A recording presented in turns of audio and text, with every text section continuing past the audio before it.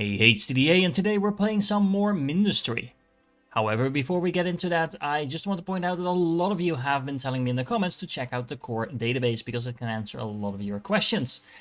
I am kind of regretting that I clicked this thing because look at the amount of stuff we have yet to unlock and how many sectors there are still to go. Oh yeah, we better get to it. Which brings me to the marsh. Let's see, this sector has an abundance of arcosite but has limited vents that build chemical combustion chambers to generate power. Well, I am looking very much forward to finding a new source of power. How much is the threat here? It's just medium, so this should be a fairly straightforward level, right? Well, I guess we're about to find out. Once again, let's land on the planet. Ooh, nice and green. Well, it's definitely the marshes. And let's pause there for a moment and see what we have to deal with. So, there is a lot of beryllium on the floor for a change. That's a new thing. And we have some tungsten over there as well. We have some basic setup. Just a tiny little bit of beryllium in the wall actually over here. And then this is the arcosite that we also had in the previous level. There's a lot of it this time around. So yeah, it's going to be interesting to find out how we actually get access to that. Let's also take a quick look at the technology tree. It seems that we only have the oxidation chamber as a new technology. I couldn't find anything else that is new in here for the moment. And this is going to convert beryllium and ozone into oxide. So we need some ozone production, I guess. So doing just a little bit of planning in order to make that ozone, I need an electrolyzer. In order to build that, I'm going to need some tungsten. In order to build some tungsten, I am going to need an impact drill. The impact drill is going to need water. I also need a bit more beryllium because these two miners over here are not going to cut it. We have this, and it turns out that I can also mine beryllium that's on the floor with the same impact drill, but that means I need even more water. So I guess something like this, yes, and look at this, people. I'm actually utilizing the water that comes from my turbines. I am listening to you, even though I might not be as quick on the uptake as some others, but yeah. Looks to be about right. I am also removing all of those nasty little things on the floor, because for some reason they started to annoy me, and yeah, it looks so much cleaner if you just take them out from the get-go. Oh boy, the game was not kidding when it told me I didn't have a lot of vents in this level. As you can see, with just this tiny little base, I'm already not quite meeting my power requirements. And I definitely want a lot more production than this. So let's check out the oxidation chamber. It's going to need ozone and beryllium, and then it's going to spit out oxide as well as heat. I'm not entirely sure what the heat is for, or, well, the oxide for that matter. But yeah, that means that I need the electrolyzer to turn water into hydrogen and ozone, and then the ozone to be turned into oxide. Okay, let's get on that. Okay, there we go. We have the electrolyzer up and running. I found out that I don't actually need to deal with the other output, in this case hydrogen. It's just non-stop producing anyway, even though that has nowhere to go. I guess it's venting it off in the air or something like that. And then this oxidation chamber seems to be doing just well. It is producing some heat.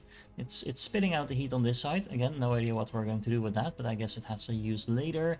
And we're feeding it some beryllium. So now we are going to need to research the chemical combustion chamber, the CCC. Which is this beautiful building over here. It's pretty expensive to build, honestly, but it is going to give me 600 power per second, which is about 3 times as much as one of those turbines. But it does require some ozone and arcosite to go in, and the arcosite is what we saw in the previous level, is what we can pump out of that green goo. Okay, wait, hold on. This is suddenly turning into a factory game again. So let's assume I have 2 of these turbines. These each produce 5 water per second. So 2 of these is 10 water. If I remember correctly, the electrolyzer needs 10 water per second. So this would 2 of those turbines would fuel 1 electrolyzer.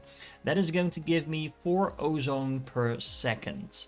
Then if I look at that chemical thingy that I just unlocked, that is going to need 2 ozone per second. So that is so 1 electrolyzer is enough to have 2 chemical combustion chambers up and running, and that is 1200 power. I also need some arcosite though, so let me refresh my memory how that works. We need those pumps for that.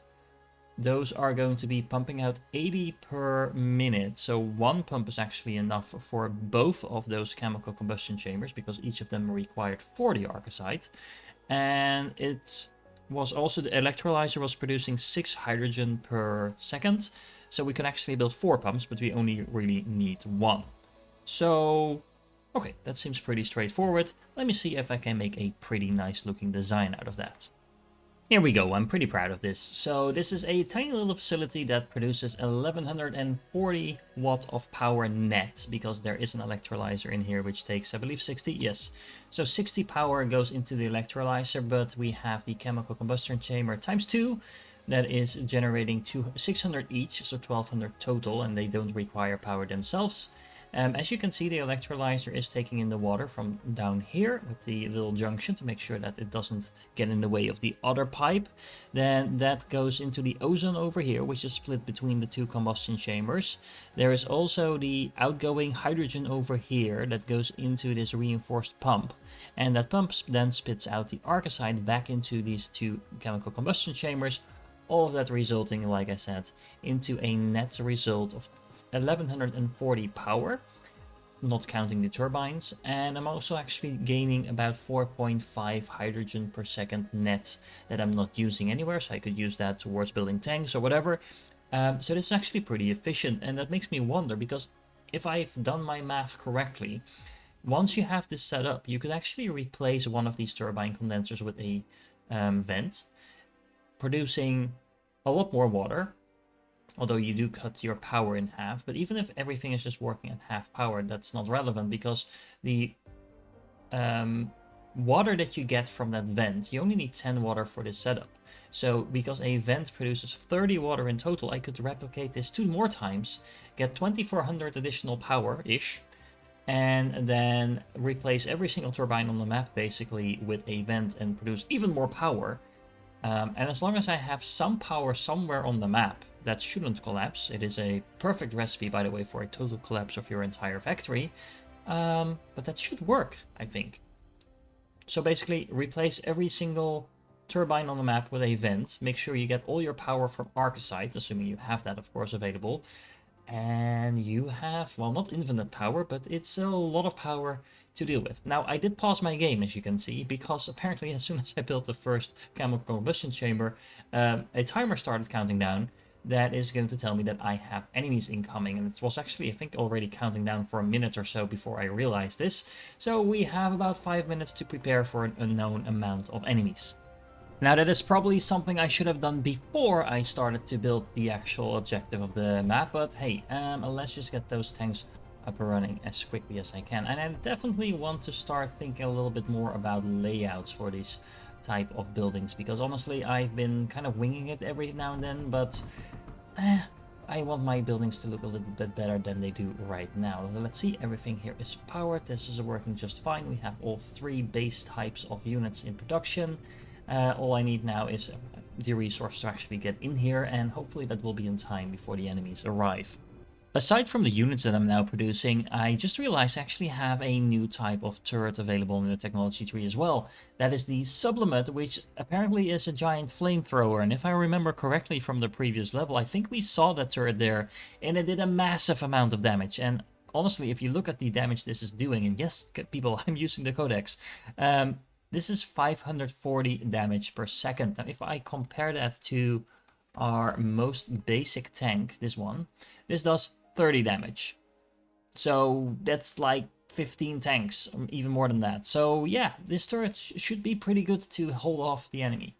Alright, so we have the enemies coming in a couple of seconds, and this is what I've done to prepare. So first of all, I replaced this turbine with a vent condenser, so I could power 3 of these impact drills over here to get some more beryllium, because I was barely producing any of that. Then I also replaced the other turbine with a vent condenser, so I could add another impact drill and also make sure I still have enough of the water left over to power the electrolyzer over here. Now the electrolyzer is producing 4 ozone per second, and I only need 2 for the oxidation chamber. So the other 2 is going to go all the way up here into a sublimate. I also built a wall to hopefully funnel the enemy right through here. They seem to like to chase just straight for your bastion, so hopefully that means they're going to come through here. If they are going to be one of those flying units, then they will be passing here. But yeah, there's only so much I can do about that. And then on top of that, I do have a pretty sizable army. There's about 15 units over here, so it's not the biggest army in the world, but along with this tower, hopefully that will be enough. So let's see what the enemy will be bringing on. So I was expecting a wave, but apparently it's just the enemy core. Well, okay then. That's easy. Then I can just keep building my army and actually maybe expand a little bit. And then just go straight for the enemy base, I suppose. Well, the enemy is sending increasingly strong units at me, so I have a feeling they're actually building up their base. So it's about time I go and find that base and just go and destroy it to begin with.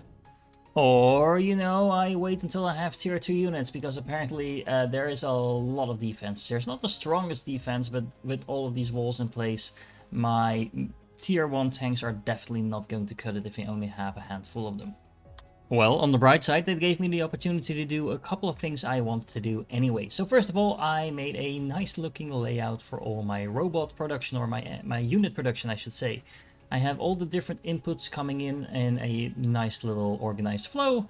And as you can see, I am now producing every single robot that I can currently build. So that is a thing I wanted to do. The other thing, and that's probably more important, that I wanted to do is actually replicate this power setup a couple of times. So what I've done over here is basically replace every single turbine I had with a vent condenser, with the exception of one, just as a backup. And then I have basically replicated all the power units that I have over here. So I have this vent condenser supplying all the water for these 3 units, which are now producing a huge amount of power. As you can see, I am producing all the robots I can. I'm still sitting on a surplus of almost 2k power. So power is not going to be a problem anytime soon. Famous last words. And I also replaced the turbines I had fueling the drills over here, so that now I have one of them fueling the drills for the beryllium, and one of them fueling the drills for the tungsten, as well as the electrolyzer. All in all, this base is now looking a lot more impressive than it did before, and I'm actually getting quite a bit of production out of a fairly small amount of resources. And while I was at it, I expanded into this tungsten area over here. I moved up the bottleneck for my defense up here. I actually have 2 of these turrets now on top of the one I already have. And the nice thing is, if you use a little liquid container over here, then you can use all that overflow production that you're getting while you're not using your turrets, and use that as ammunition once you actually need it.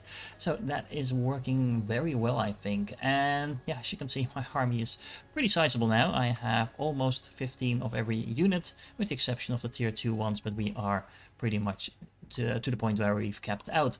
I really like the fact that I can now just basically build a vent, make sure it's powered up, so you do need some seed power to start with, but just build a vent, have that water being transformed into some chemicals, and get a lot of power from that. As you can see, I'm sitting on a surplus of 2.4k power now, and I'm not even trying to conserve any energy anywhere in my base. Okay, time to get things moving and finish this level. I am going to attack a little bit more strategically from the side this time around, to make sure I don't have every single turret in the base firing at me. And by doing this... Oh, hello. Let's retreat for a moment while we take out all these units. I had a feeling that the enemy wasn't attacking me for some reason. Not sure why that is. Maybe because they can't actually reach my base. Yeah, they have been stocking up on units. Okay, let's do a tactical retreat into this direction, and have the enemy units kind of kill themselves on my turrets instead. It's really weird. The enemy was kind of bugging out, and I know it's not because I built this wall over here, because that wall is very recent, and they definitely did not build all of these units in the last couple of minutes. Whoa, there's a lot of units here. I have a feeling these units were supposed to be attacking me one by one rather than all at the same time now. But at least now we are going to get to see the power of these sublimator turrets. As you can see, they're just ripping through these tier 2 units. Yeah, so let's try that again. I think the tactical retreat there was very much called for. Let's make sure we actually have all of our units here at the same time. Focused firepower is a thing that is typically useful in games like this. Okay, let's take out the tier 2 units first. Take out the turrets whenever we are advancing. Let's take out this turret. This is actually a lot more difficult than I was expecting it to be. I think we pulled through now, and we can move on to just taking out the unit production over here. That will make our life a lot easier. Let's find the bastion. Where is it? Where is it? Well, these are some defenses that we should probably also take out. Not really what I was looking for, though. Oh, actually, there it is. Sector captured. Oh, already? I was expecting to have to clear out a lot more than that. Well, after doing some more cleanup, it looks like the enemy base was pretty large. There's quite a bit of resources in here, but other than that, not really anything special. Now, I am actually wondering if it makes sense to set up all of these facilities, because as you can see, I did start out by setting something up. But honestly, it's quite a bit of work to put all these factories in place and all the miners and stuff like that.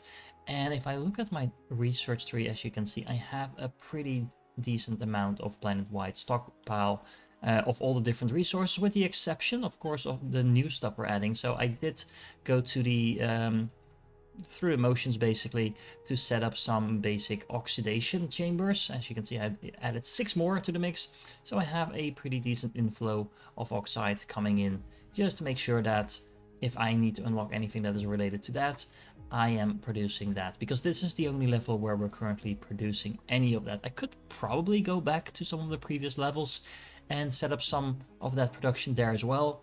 But again, I don't think there's much point in that, at least not for the moment. Let me know in the comments if that actually changes, if there's a reason to go back to previous levels. For now, I think I'll leave it at this production and prepare for the next level. If you're still here, you're awesome, and I do hope to catch you in the next one.